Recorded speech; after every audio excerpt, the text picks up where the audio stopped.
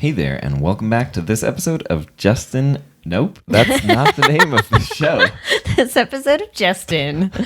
The show has been rebranded. I've been cut. Welcome back to this episode of Coffee and Tea With Justin and Applesauce. with Justin and Tashina. I'm Justin.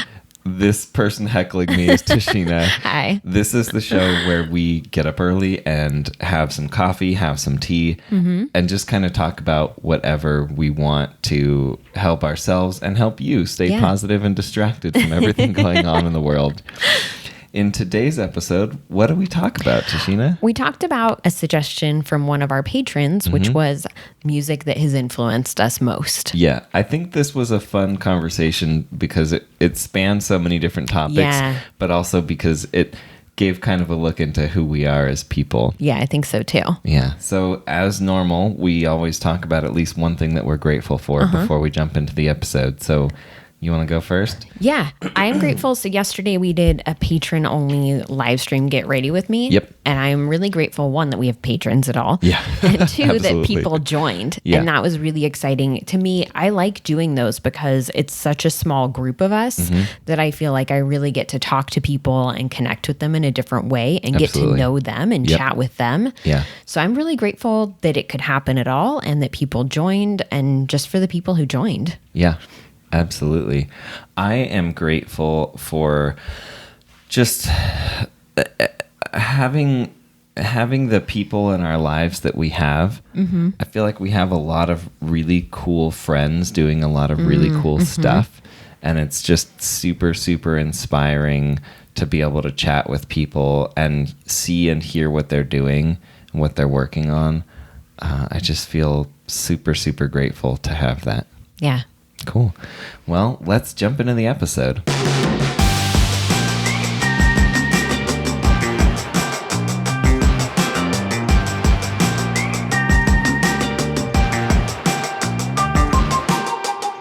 Quick list, 5 bands. 5 bands that shaped who I am. Yeah. I don't think there are 5. I think there's only one that really had an impact. Okay. And when I say impact, I do not mean that I listen to this band still. I'm thinking of this as like when you were at sort of like a pivotal time in your life, like developmentally as a person. And obviously there can be more than one of those times, but like, was there one of those times that had an impact? And for me, it would be. This is embarrassing to even say. Definitely. No, I don't even know what that is. I'm not old enough. My sisters listened to them. Yeah, I bet they did. Again, slightly embarrassing, but Rage Against the Machine. Why? Why did they have the impact, or what impact did they have? Both. Okay. I think they had the impact because I was at a again, just sort of like a pivotal time in general. Yeah. I think that the impact they had was like it got me interested in politics. And I think that it sort of like before I ever heard Rage Against the Machine.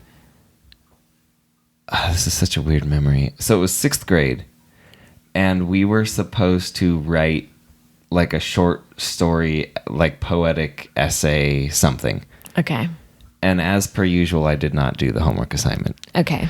And the morning that it was due, the teacher's like, okay, everybody, like, we're gonna, like, read some of these, they're due today or whatever. And I, like, got out a piece of paper and, like, scribbled something out really fast where it was basically me talking about, like, being a child in a sweatshop. Okay. And then, anyway, my teacher read it and was like, this is great. This is great. High quality work. Well, and then he like read it I love children in sweatshops. No. Sorry. Well, okay. I was joking. The premise of it was like from the eyes of being in a sweatshop and then like realizing that I was still who I really was and like that I wanted to be home. Applesauce is going to help herself to your coffee, apparently. This extra context is helpful because otherwise that sounded a little like a weird response. Sure. So he read it to the class, and I remember him saying something along the lines of that my awareness of sweatshops even existing wasn't typical. And at the time, I was kind of like, that's weird. And now, looking back on it, I'm like, yeah, that is kind of atypical. Yeah. I don't know that that's something that's in the awareness of a sixth grader, generally speaking. And I have no idea where my awareness of it came from. Like, I wish I could pin down a conversation or like... Yeah. You know, like the first time I heard of like the straight edge movement, my parents were watching like a 2020 special about like a group of people, I think actually in Salt Lake, who like were going around beating up people outside of bars and stuff and like carving X's into their backs for smoking. Whoa. Yeah, it was really weird. Anyway. But yet you never saw SLC Punk. No, and I never will. Okay. At this point, it's just more fun not to. Okay. So the point in saying that is just that I think there was already some awareness of like the injustice in the world. Yeah. And then, you know, the first time I heard Rage Against the Machine was probably like 7th grade. Mm-hmm. And I was primed, I think, for sort of a rebellious phase and primed to be upset about the injustices of the world. Yeah. I think that kind of comes from, well, I think it comes from my parents because my mom being white and being raised by a Mexican family and my dad being Mexican, like they both saw racism and injustice, and then my dad being working class and being part of a union, and regardless of how you personally feel about unions, it was a great thing for my dad. Yeah. It was an important thing for him and his coworkers in getting their needs met and their rights met as working class people. Yeah. And so I think because of all these different things kind of all happening at once, and then Rage Against the Machine's music being, you know, very like aggressive and like just very politically charged, aggressive, like teenage boy, kind of like also very like righteous, you know, like I don't know if that's a word I would have previously used to describe their music, but it is very righteous. It's very like, we're doing it this way because we're better and we care about people, and you're bad because you are mean to people. You know? Like, And as a middle school boy, you're like, they're like angry and like making a point here, you know? Yeah. Do you want to hear a fun Rage Against the Machine fact that I know? Sure. So I don't remember when this was. Did those lights just flicker? Yeah, they did. But seeing some sort of interview with Nick Lachey from 98 Degrees, and he said Rage Against the Machine was his favorite band. And I just love the contrast of that. Yeah. I think that a lot of people in boy bands, I have no real basis for this, but I believe that a lot of people from boy bands and a lot of people from pop punk bands were people who wanted to be performers and wanted to make music, and they were like, this is how I can do this as a business, and they were just smart business people. Totally. They're like, this is how Some I'll make money. Some might say sellouts, but I don't necessarily agree with that statement. So. Yeah. Oh, it's like when the guy from Saves the Day finally, like, I think he took voice lessons, but his vocals totally changed, and everyone was like, you're just wanting to be mainstream now. He's like, yeah, I'm sick of not making money. Yeah. Like, you got a job too, right? Yeah, like, exactly. I can't keep performing at like tiny little clubs. It's so funny. Like, there's this whole, like, normal people go out and get jobs. Yeah. And give up on their arts and on Yeah. their dreams and get regular jobs. But then there's this like, if you're an artist, you should never just make art for money. And it's Yeah. like, okay, well then pay me for my normal art. People Yeah. are like, whoa, let's not get carried away. I don't want to pay you for your art. I want just to enjoy it. I want you to keep doing the art that I like for free. That's what I want. Yeah. Yeah, it's interesting. It's anyway, very sorry. interesting. People are like that in so many industries. It's funny. Like, I feel like people definitely get that way with content creators too. Like, how dare you do sponsored stuff? Like, if you just start sending me money in these amounts, then I won't need to. Yeah. But also, isn't that what you're here for? To hear my opinion on things? Yeah, and if you don't trust me, then I'm sorry. But yeah, true. So anyway, I don't really remember where I was. Rage Against the Machine, and then I know I was talking about Rage Against the being Machine. very like politically charged and like righteous. Oh yeah. So I think that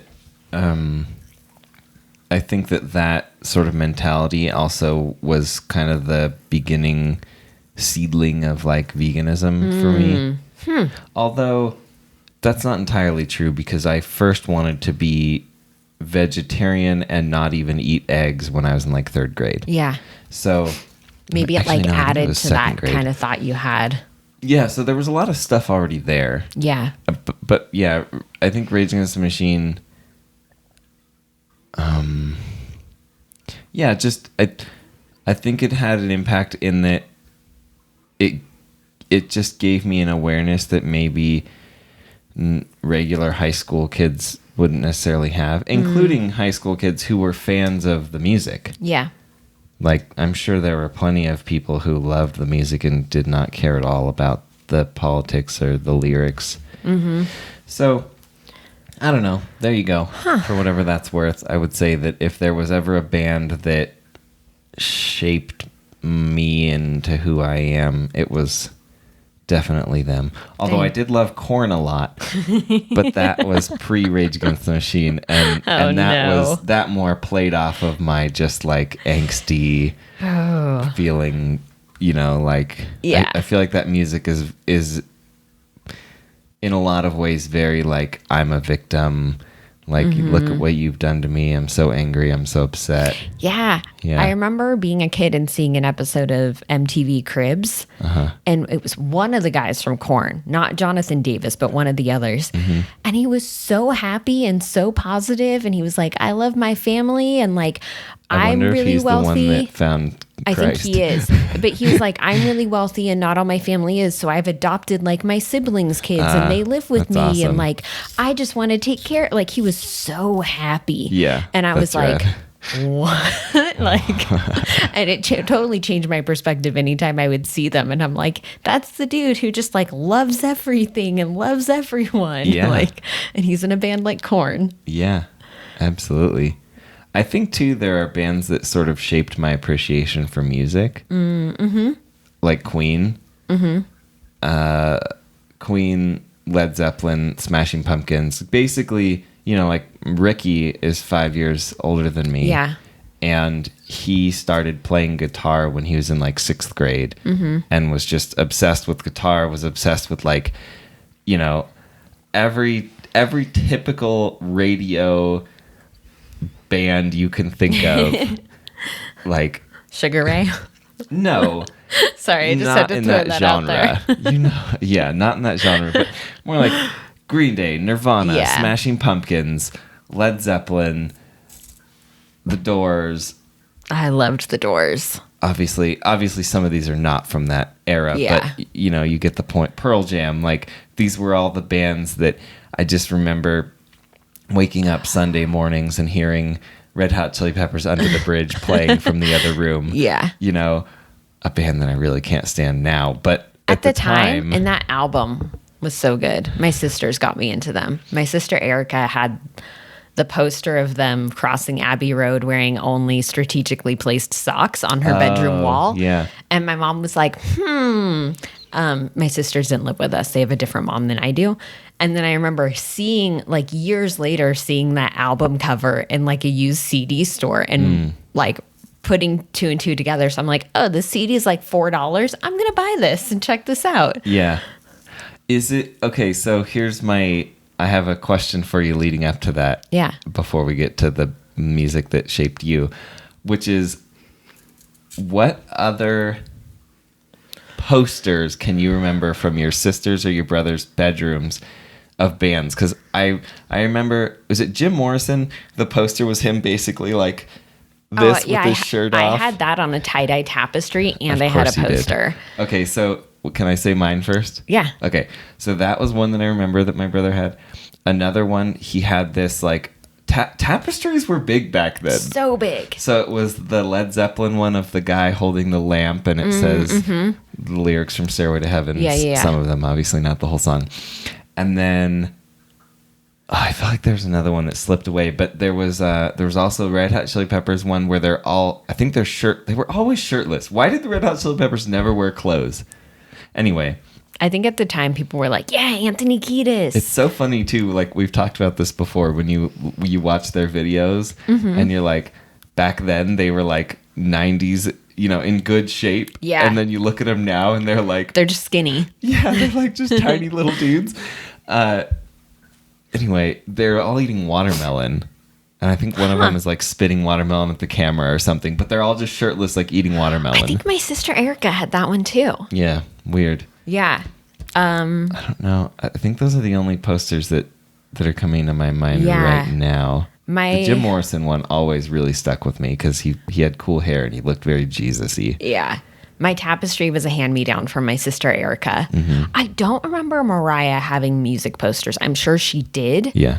But she listened to more like hip hop, rap, top 40, like R&B type stuff. Whereas Erica listened to more like alternative, and then like classic rock. But yeah, all I remember is the Red Hot Chili Peppers one with the socks and the Jim Morrison tapestry, which she had up when she was in, I can't remember if it was high school or college. And then later, she gave that to me and I had that. Okay. Yeah. So that's all I remember. That's all I remember. They were both really into fashion and had mostly like tear out ads from like fashion magazines and stuff like that, which is something I did too. Yeah.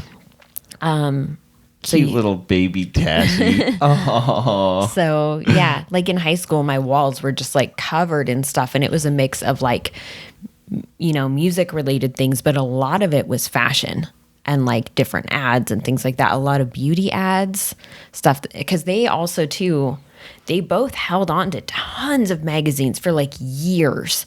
And then at some point we're like, this is ridiculous. Why do I have issues of like, I don't even know what magazine from like 10 years ago. And then they gave them all to me to go through. So then I found all these old, like I remember having. That at the time probably felt vintage cool to you. Yeah, totally. Yeah. I remember tearing out ads from like Hard Candy nail polish, Urban Decay nail polish, which was what Urban Decay launched their company with. Oh, really? And at the time they were beyond that. They were making makeup. But I was like, oh my gosh, this is so like mid 90s grungy, vintagey feel. And like I was really into that stage of things way after it happened. Yeah.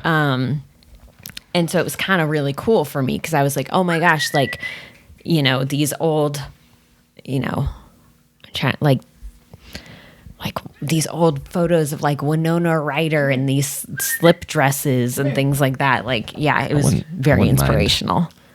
Huh? No, nothing. Oh, yeah, it was super inspirational for me, like fashion wise, to see this stuff. Yeah. Or even like, a lot of Courtney Love, even though I'm not a fan of Courtney Love, I liked that style. And so, yeah. Or like old Drew Barrymore. Drew Barrymore in the 90s, like such a style icon. And so having all these magazines that were from that time at this, like, yeah. Interesting. Yeah. I do not remember anything about Drew Barrymore. Oh my gosh, yeah. Drew Barrymore, like I did not wear those types of clothes. I was not, it's not that I wasn't allowed to. I didn't have the confidence to do that.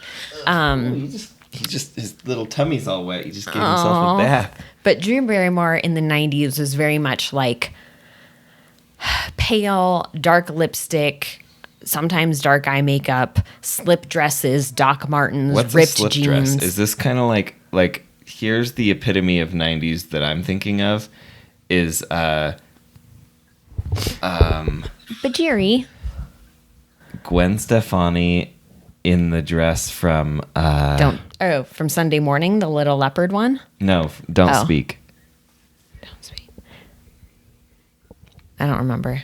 Really? Off the top of my head. Okay, I'll pull it up, but you keep going. Anyway, yeah, so a slip dress was like the little spaghetti strap dresses that were just like thin and kind of like airy, flimsy, and you could wear them with boots and things like that, or like oversized t-shirts.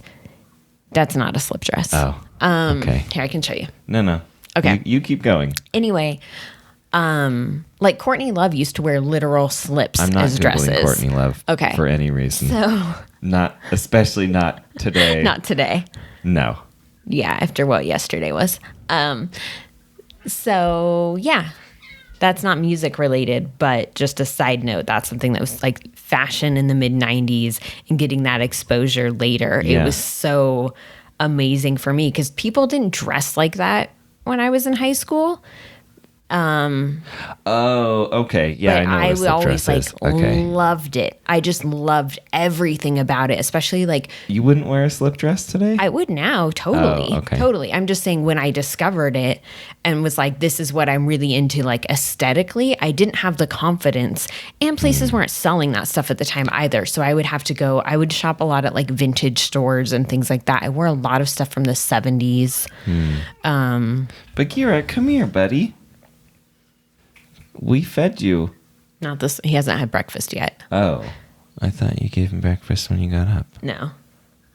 Well, there's still food in the bowl. Yeah. He's eating it. Good job, buddy. Okay, so music wise for me. Yeah, what bands had the biggest impact on you? So I don't think I have a story like yours, Okay. but I can list a few that I think have had like lasting impact where I feel like I heard their music and was like, things are different now. Yeah, I mean, then that is a story like mine.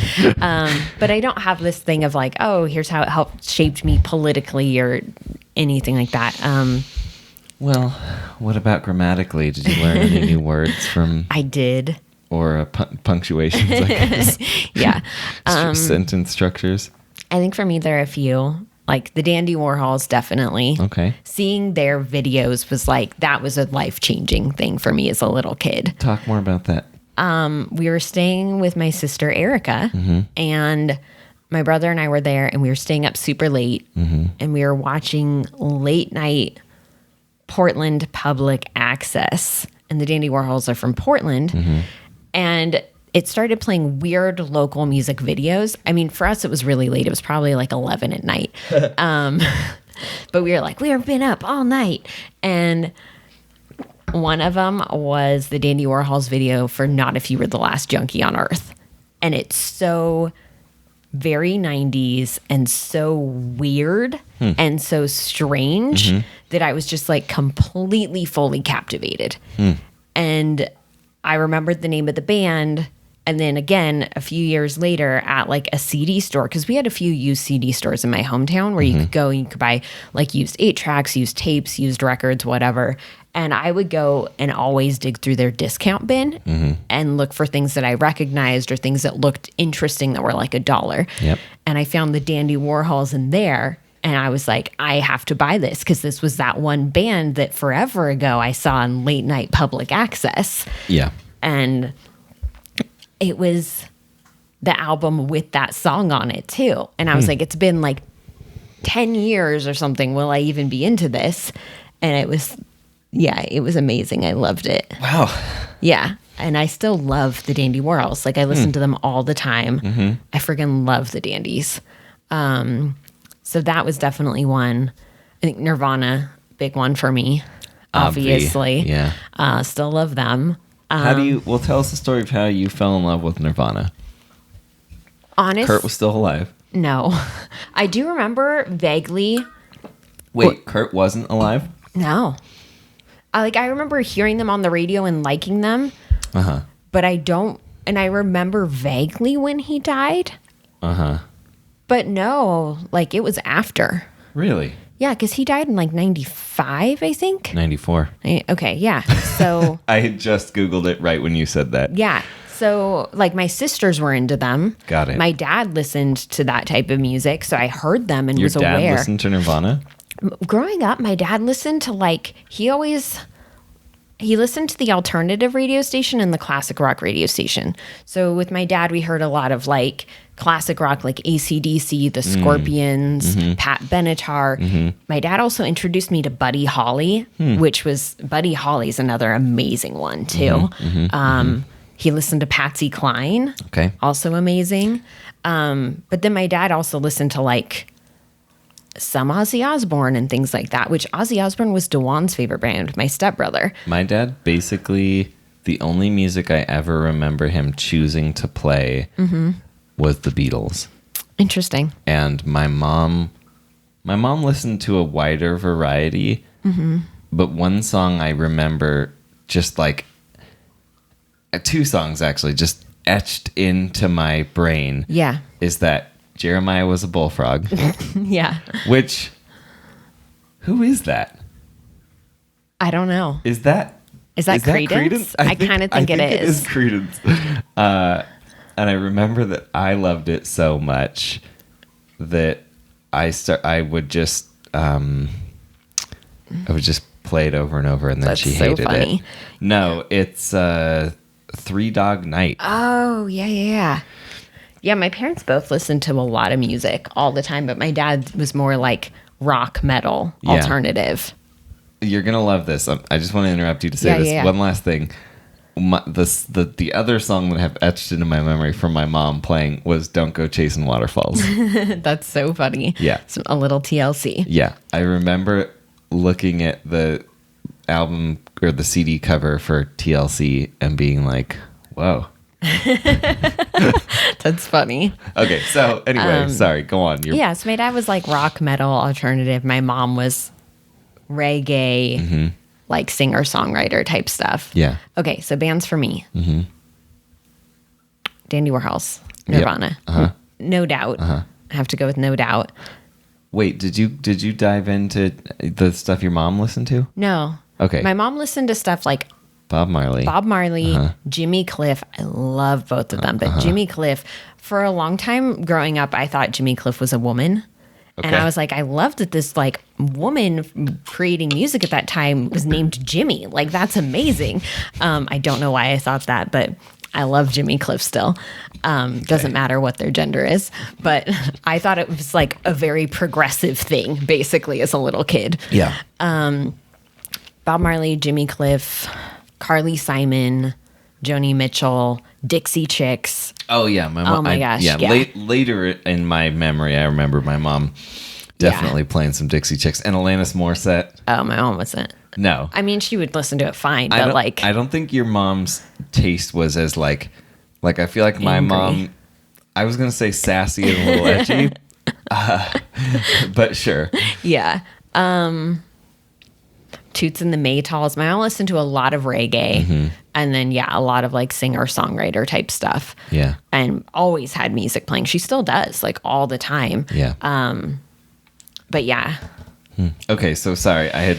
No, so that's you fine. were the bands that really impacted you. Dandy Warhols, Nirvana. No Doubt. No Doubt. I think that's kind of like a given for a lot of people. Sure, but tell us about it. How did you find No Doubt? What were the first couple songs that you... I mean, No Doubt was just like everywhere. Sure, true. But I really, really liked their aesthetic as a band. Like, obviously I liked the music, but I liked Gwen's style. I mean, everyone freaking did. But I liked how individualistic everyone else was. Like Adrian, Tom, Tony, Gwen, they didn't fit together as a package aesthetically like so many bands did. Yeah. And that was interesting to me. And then they were all pretty outspoken. About what? Different things. Like, I don't even want to say politically, but like, I remember reading articles and they were interviews with them and Tom's talking about his love of golf. And now some of what he does is he's a pro golf player. So like, or like Adrian talking about joining the band. Like, it seemed like, even though eventually it very much became everything was about Gwen. The Gwen show. Yeah. Initially, and early on, and for probably longer than I remember, I felt like you did get to know more about them in a way where like a lot of bands you didn't. You just heard about the front person. Sure. Yeah. And then because I was like one of those weird record store kids, I would buy like all the random like singles, the random B-sides, the imports for all the bands that I liked. So I had a bunch of those. Like you would buy like because if you bought like the Japanese import single, sometimes if songs it would have unreleased B-sides, things like that. So I had those and ordered them for a lot of things. Sub Pop still sold like Nirvana 7 inches into like the early 2000s that were random B-sides and things. So I would buy a bunch of those. So you could find stuff if you dug. And so I had a lot of random things like that I just liked. I liked collecting in that way. And I liked hearing different things and different elements and like learning different facts about the bands that shaped the sounds. Like I find Eric Stefani's Leaving No Doubt combined with their sound evolution very interesting to hear. So things like that. I have to say Hanson. Oh, I love Hanson. Totally forgot about your love for I Hanson. love Hanson. I grew up with Hanson. I don't know. It's hard to say. I love Hanson. When did that start? Was it Bop? Yeah. Oh, really? Ew. Yeah. Oh, sorry. Oh, God. No. You can't judge me. Can't I? You said Rage Against the Machine. That's true. You cannot judge me. Look at their latter, like 2-3 albums. Rage Against the Machine's latter 2 or 3 albums? Yeah. Like their What last about them? album or two. Where they fully admitted we're just doing this to get out of our record contract. And it was like the most processed stuff. I don't know if I would say most processed. But yeah, I mean, the band broke up, but they still had one record left on their contract. And so they just did a bunch of covers the album before that even. The album before that was garbage. No, it wasn't. Okay. I think you might be thinking they have an album more than they have. Well, there was the one with the kid with the shirt on it. Evil Empire. Yeah. There was the one, I was going to say it has a goat on it, but that's a Beck album cover. There's also a Pearl Jam album cover with like a llama or something on it. And then there's a Bush album cover with Gavin's thinking. Dog, but no one knew what the heck animal it was. Yeah, that's what I was thinking of. You're right. Anyway, I guess it doesn't matter. We don't need to get into this debate. Okay. But anyway, I mean, so you started very it. influential band on me. Also Ben Queller. Ben Queller, massively influential Is that on me. because he looks so much like a professional snowboarder? Like Shaun White. That video is hilarious. No. I loved Ben Queller. What got me into him actually as my friend at the time when I was very into Nirvana was like, hey, I have this old CD. I'm going to give it to you because I stopped listening to it. But the guy kind of sounds like Kurt Cobain. And he did. And so I started researching it. And apparently Ben Queller's first band was signed when he was super young. He was like 14 or something like that. And the other people in the band were older. And it was because he sounded like Kurt Cobain. And the record label was like, we can capitalize on this kid because he sounds like Kurt Cobain. Yeah. And it was very like grunge influenced music. And then now Ben Queller does like Americana style stuff. And he, like, I still follow him. Like, I still listen to his new stuff. I love Ben Queller. I've seen him in concert a few times. He's really nice. He's really good. Nice. I remember back in like the MySpace days sending him a message being like, oh, I'm going to your concert. I'm so excited. And he replied. And I was like, whoa. That's awesome. That's a real person. Yeah.